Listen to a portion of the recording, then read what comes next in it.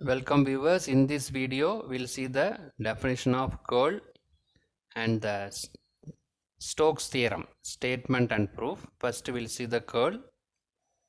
The curl of a vector at any point is defined as the limit of the ratio of the integral of its cross product with outward drawn normal over a closed surface to the volume enclosed by the surface as volume tends to 0.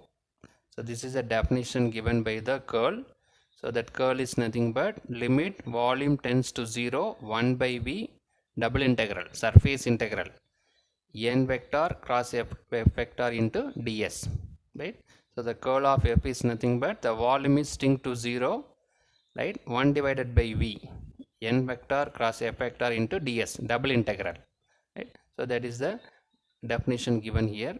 The cross product of the outward drawn over a closed surface to the volume enclosed, so that is divided by v, right? So this is the expression for curl. This is the vector point function, and it is also referred as del vector del cross f vector, right? The curl expressed in another way is del cross f vector. So this del cross f vector is represented as I vector, j vector, k vector, first row. Second row is dou by dou x, dou by dou y, and dou by dou z. The third is fx, fy, and fz. Now we'll see the Stokes theorem. The Stokes theorem, first we'll see the statement. The line integral of a vector around a closed path. So this is the line integral f dot dl. The line integral of vector around a closed path is equal to the integral of normal components of its curl over any surface bounded by the closed path, right? So this is a double integral, surface integral of a curl of vector in the normal component of surface is nothing but the curl, right? So it is equal to line integral of vector around a closed path is equal to surface integral of curl in a normal surface. That is the statement given in the Stokes theorem, right? Now we'll see the proof of this Stokes theorem. So consider this segment is available, surface area S is available, right? It is split into so many small parts, this 1 2 3 4, like that n number of parts are available, right?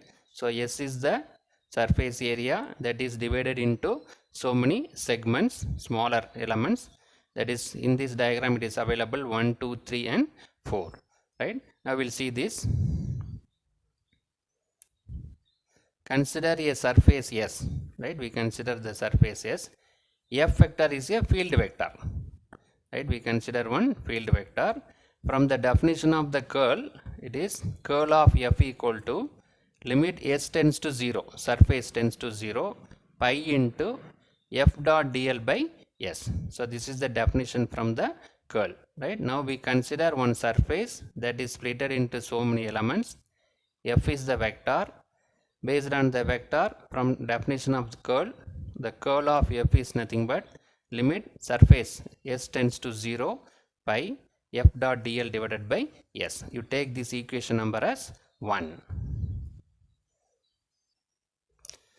Now divide the area S into larger number of smaller elements 1 2 3 4 up to etc., right? So we are having the area S that is split into small elements, large number of small elements, right? In our diagram we shown 1 2 3 4, 4 elements are available. So from this, based on the small elements, from the diagram we can write integral f dot dl equal to integral f dot dl1 plus integral f dot dl2, like that 1 2 3 4, it will go like this, right? Now the big element is converted into smaller element, large number of smaller element, like 1 2, like that dl1 dl2, like that, right? So from equation 1, f dot dl equal to curl of f dot s, right? That is the given from the equation 1. So by take the differentiate on both the side. So this integral become normal f dot dl. So while differentiating this side, what we got? Curl of f equal to s become ds, right? So we are differentiating on both the side so that this expression become normal f dot dl. Already one integral is there. While differentiating, it become normal.